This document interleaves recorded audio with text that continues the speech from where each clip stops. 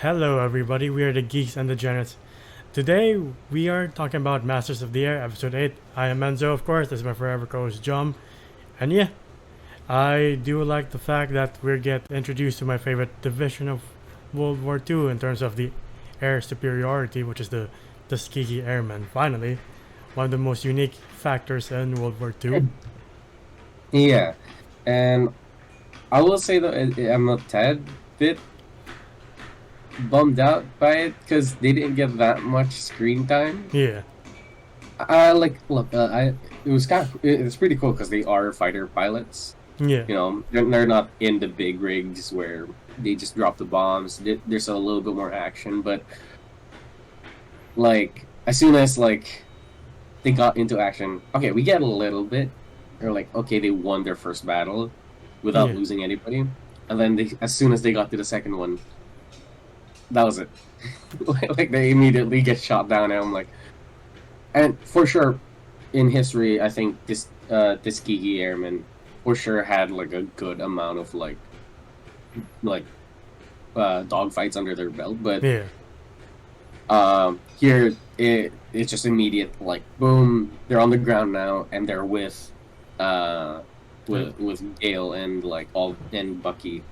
yeah. Like, it's a shame that the Tuskegee Airmen for this show literally spend most of the time in the ground. You're like, oh, that's a shame.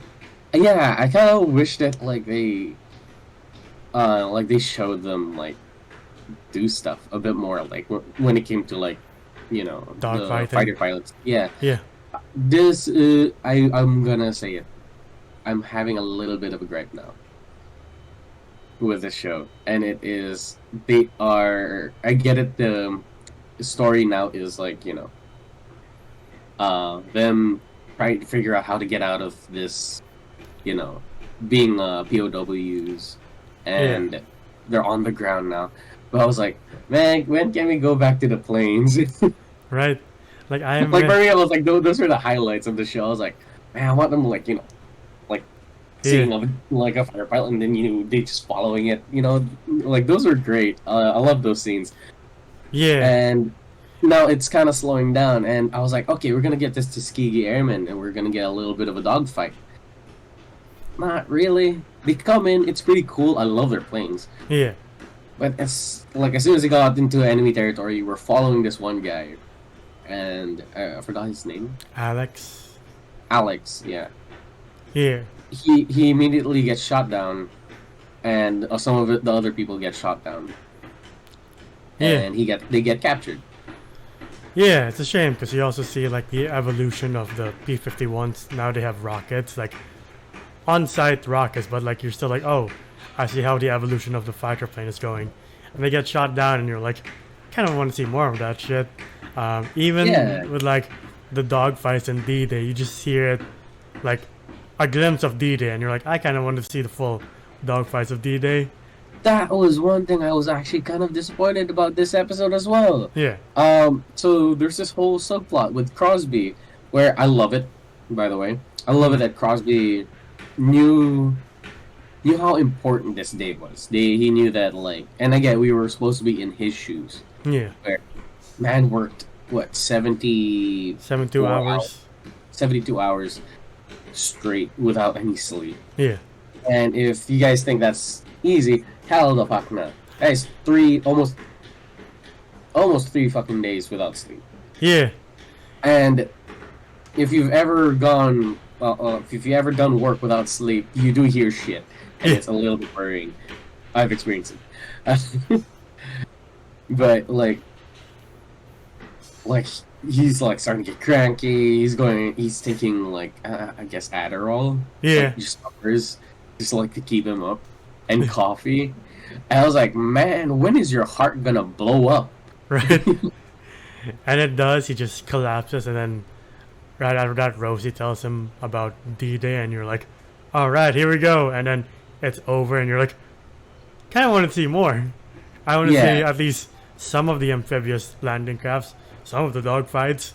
Like, yeah, we've seen it in the uh, movies before, but like, I still want to see it. It's still pretty cool. but Rosie did explain that there was no there was no enemy Luftwaffe. Yeah. any Luftwaffe. So he kind of just explained that like there was nothing much to see. We just bombed the place. Yeah. But I was like, you know, it would have been a really good, like, great spectacle to see, like, as he described it. Sure, we see it like a tad bit, but I would have liked to be in the moment. Yeah. You know, like you see hundreds and thousands of like, you know, aircraft, seacraft. Yeah. And like you see, what was it, Normandy? Yeah. Yeah, and I was like, he was just going crazy. I was like, wow. And then it's just a flashback. I'm like, yeah. Even Bucky's like, all right, we landed in Europe finally, and you don't really feel it. I mean, you know the moment, but you're just like, kind of wanted to see more out of this. yeah. I get that this is like the second to last episode, but I kind of wanted to end this episode with like, oh shit, it's D-Day, let's fucking go.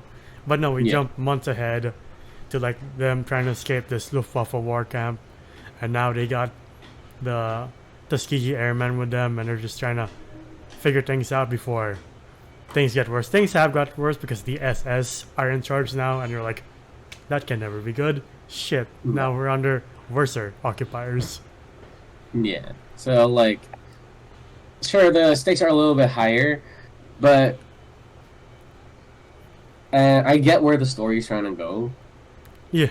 But you can't blame me for being a tad bit disappointed when the show is named Masters of the Air and you want to see planes and you don't see planes. Right.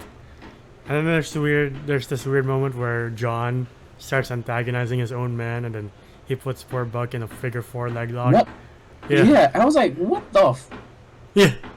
Question, what was this scene all about? Like, I get it, he's like a little unhinged now because he's like, he wants to get out, he wants to do stuff. Yeah.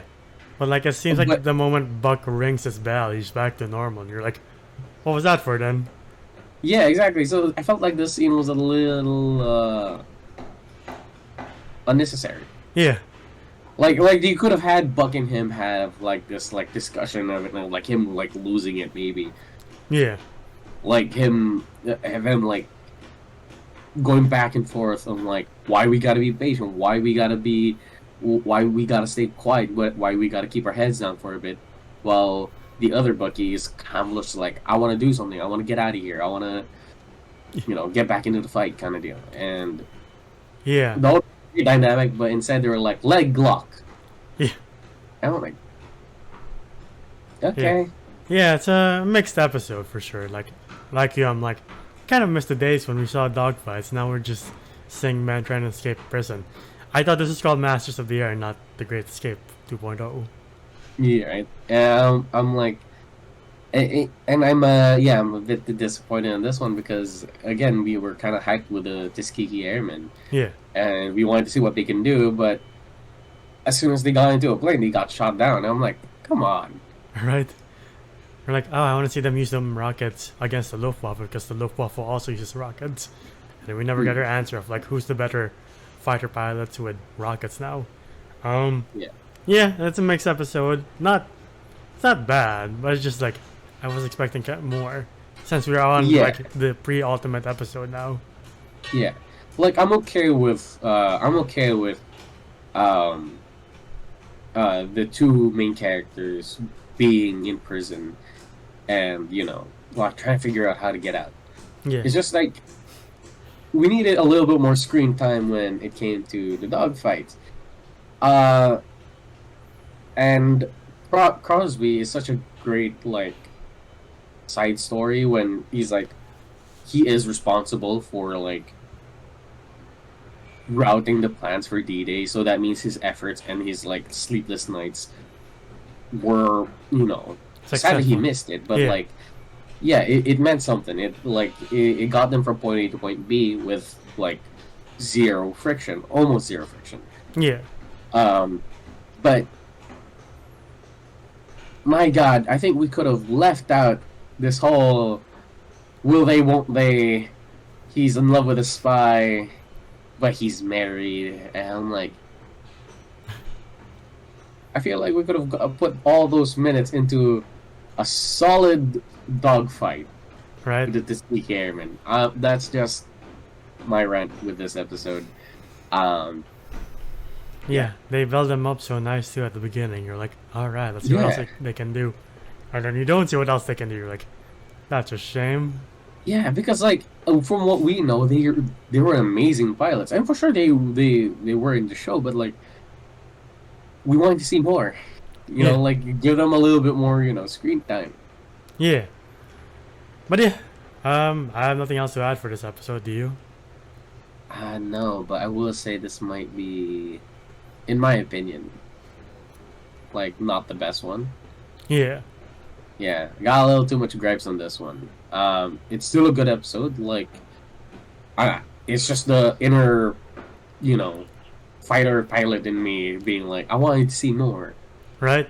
Of that, You're like, oh well. But yeah, that's been our opinions on Masters of the Air episode 8. What do you guys think? If you like our videos, please leave them a like, subscribe, and ring the bell icon to get notified of when we upload next. We're also on Spotify and TikTok to see our best and funniest moments, and Spotify to hear us on the go. Individually, I am Zoda's Voices on TikTok and Nswoof on Letterboxd. Where can I find you? Oh, you can find me at JohnGM_ on Instagram. It is my account. And until the next time, we'll see you then. Bye, everybody. Ciao.